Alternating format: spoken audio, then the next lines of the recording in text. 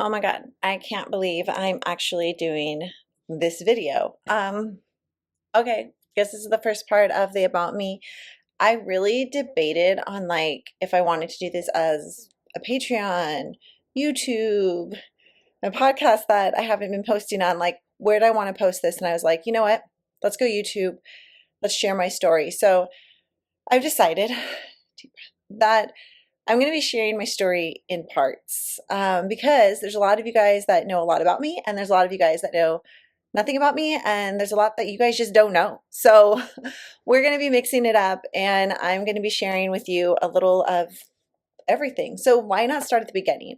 As many of you know, my name is Isabel. I am a psychic medium, but like where, what, how, why, like where did all of these abilities start? Like how did I know I was psychic? Good question.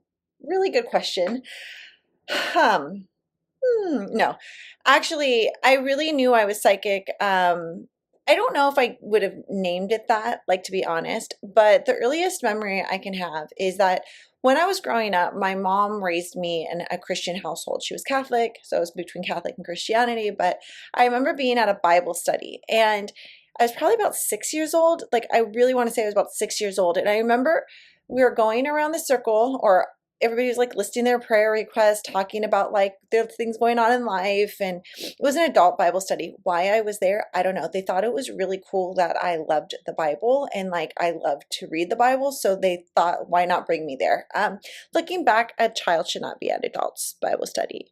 But I was there. So I was sitting there, and as they were going around, I noticed like within the weeks that I started knowing like what people were going to say, like what they were talking about, the deeper truth of their stories. And it was this voice in my head that I was like, I don't know what this is, but like I knew this voice. And for me, I labeled it at that time as God. And if you hear me throughout the story, I call God source, divine, God. I use those names. But I was like, oh, okay. So I remember at one point I was like, I'm just going to tell my mom. So I was like, Mom, I talked to God, because that's the only way I knew how to describe it. And instead of like panic or no, you don't, or any of this, or what's he sound like, she didn't question it, which I think was like the best thing she could have done. And I highly suggest if you have children that are psychic, clairvoyant, clairaudient, don't question them about their abilities. Let them just kind of develop. And I think we as parents are like, oh my gosh, and then we want to like focus all this attention. Nobody did that to me. So she was like, cool.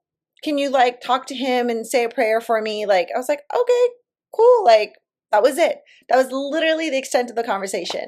So rewind about a year, year and a half. I was primarily brought up with my grandfather in his home. My mother was a single mom. She had to go to school. She had to work full time. So I mainly lived with my grandfather.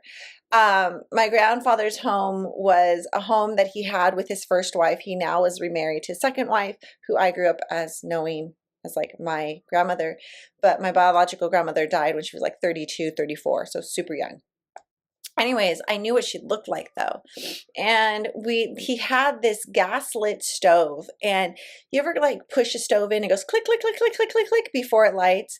Well, things like this would happen all the time, meaning that like the stove would come on, just click, click, click. I know, kind of scary, right? Or the water would just start running, or different things. And I remember one day walking into the kitchen, and I just remember seeing her. It was the weirdest thing. Like, I just was like, oh, okay, you're here in the kitchen. And I remember telling him, like, I went back into the room and I'm like, hey, Grandpa, like the living room. And I'm like, Grandma Julia's in the kitchen. And his response was, now remember, she died when she was 32, 34. I'm about 7, 8 at this point. And so my mom was like 10 or 12 when she lost her mom. So there was no way I would have ever met this woman. And I remember I told him, and he goes, yeah, I know. She's there all the time. Oh, okay, cool. That was literally it. The end of conversation.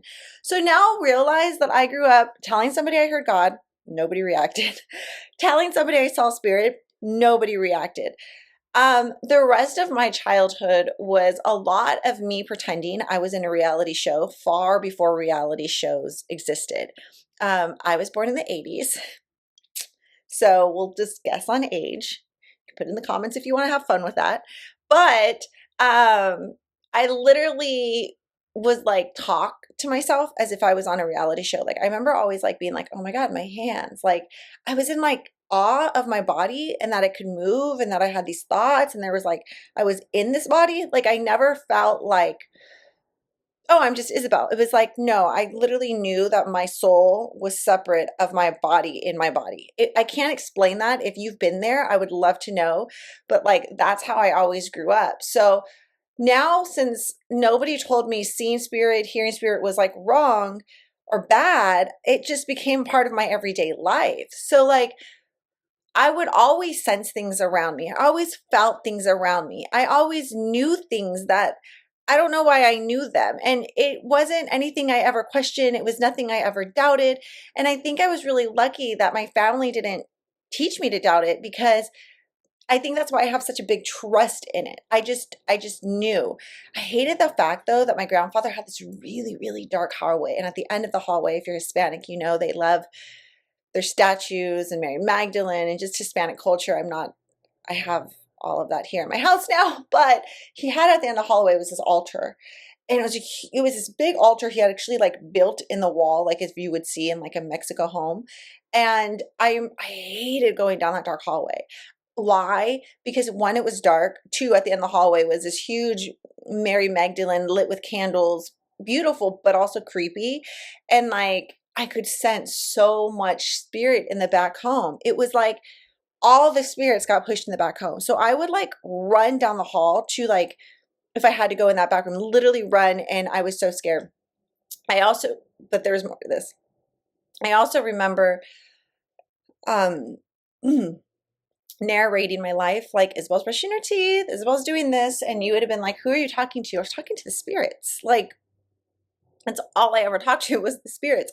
I talked to myself all the time growing up. I was definitely a little kid. I wouldn't say I had imaginary friends, but I just knew they were there. And so I communicated all the time. And knowing my grandmother Julia definitely became really prevalent in my life later on, the one who passed away. She's a huge part of my spirit team now. She's my protector. She's someone that helps me in my life. And there's more to that story after of like how my kids got to know her and how they've seen her and other people in our family have seen her. I found it interesting though that like later on in the years growing up, I actually found out that my grandfather's house was super haunted. I knew this. I lived there till I was 12. So seeing spirit, sensing spirit, they messed with electronics, they messed with everything, was just an everyday way of life. And kind of crazy when you think about it now, but like as a kid, it wasn't crazy. People always ask like, where did you get your spirituality from? Like, where did this come from? And I don't think I would have realized it where it had came from then, but I realized where it has now. I was reading this curandera book, and as I was reading this curandera book, um, about like curandera things, like what they do to like, get rid of guilt or protect themselves, all these things, I realized that was my grandfather. He practiced, I can never say the word curandismo, in his life. And he didn't necessarily call it that, but it was just a way of his life, right? So watching my grandfather take spiritual baths was something normal. No, I didn't watch him. Let's just clear that. But I remember him like taking the Bacardi in the bath. And I know you're like, why is he taking alcohol in the bathtub? Because he would like pour it in the tub so that it would like purify him. With water, guys, with water. He would do different things to get rid of like anything that envy that from people. Like he would be like, oh, I got to drink, drink this so that like I get rid of all that envy from people. Forget the name he had for it. And like he would do all these sorts of things.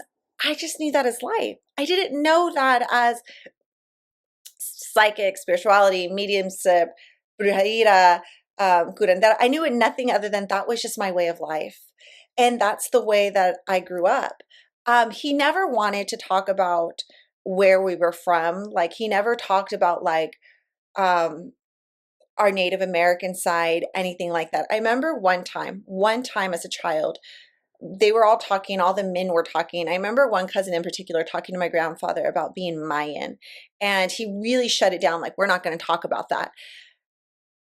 There was nothing more to say other than supposedly we all have a Mayan tattoo on our bodies, and there's nothing more. I never found out more. I've never traced his lineage back to that. He has quite an interesting story, but that's it. So that's the way that I grew up as far as knowing like spirituality and seeing and sensing spirit. Like his house had spirits in it all day long. And I remember one time, like my mom was telling me, like growing up, like they had spirits coming in and out of their rooms. Like they would go to sleep and they could actually see the spirits carrying suitcases as if like they were moving out of the house. And when he was on his deathbed, which is definitely another story that I am so ready to tell now. I couldn't tell it when he was dying. I stayed there for 2 weeks in my childhood home that I hadn't been in, well, in years. And things that happened in that house in 2 weeks. I mean, voices, walking, knocking. Oh my God. And there was four of us. It was quite the story. But that's a little bit about how I became. Now, just because that's the way I grew up didn't mean anything else. I didn't really step into my gifts and abilities until in my 30s. And that's because they were completely out of control. I was really scared. Like, yeah, I grew up knowing I had these abilities, but I didn't think that they were anything special. I thought that everybody had psychic abilities. I always tell people, like, you don't go outside and tell everybody the sky is blue because you just assume everybody knows the sky is blue. So because nobody reacted special to me, I assumed everybody sensed, heard, saw spirit. The people closest to me in life did. So I thought that was so normal. So I didn't talk about it to anyone till like my 30s. Like nobody knew this. I remember though, while into my teen years, falling asleep under my covers. I would hide under my covers and fall asleep because I was so scared, because I would see spirits in the middle of the night all the time. They would sit on my bed. They would touch me. They would wake me. I always grew up afraid of the dark. I was so scared of the dark because when we shut down, it's when in our mind is transitioning our brain states. Like that's kind of where spirit tends to like be around us if we're not really observant and we don't know. So I grew up just really anxious and really nervous of that. I do remember one point of seeing like angels as well. Um, I will say that the benefit of this was that I grew up knowing when things were okay and when things weren't okay. I always knew I was protected. And that to me as a child that grew up not necessarily around their father and not necessarily around their mother is a really big deal. I do remember one image. I remember my mom, we got in a car accident, and in that car accident, I was in the back seat with no seatbelt, again, early 90s, and the car was totaled. We all should have died. Honestly, it was a 240 SX. The windows got smashed in. I don't know how I survived because I was in the back seat and the whole back was gone. We flipped. We did everything. But I remember looking for a glimpse, and like this beautiful angel, just covered me. Literally, I could see the light. It was the light, the brightness. It was like outlined with like just this weird goldish orange light and just covered and protected me the whole time during that accident. I saw them and I felt them and I lived. And if you saw what this happened, you would understand this. Never in my life did I think I was going to grow up and to be this as a living. Never. My mom did say she did do a psychic reading one time, and they told her that your daughter's going to grow up to be a really big kind of like a counselor. And funny enough, I ran into the lady who told my mother not that. She didn't know that I was the child that she talked about. She just offered me a job like a couple weeks ago. She's still doing psychic mediumship. Anyways, kind of crazy, right? So that's a little bit of my story. This is part one. I think part two will probably be about like how I actually stepped into this as a job and like how it affected me. If you guys have questions, I would love to answer them. So if you just drop them down below in the comments, I will be sure to check them. Okay, have a great day. Bye.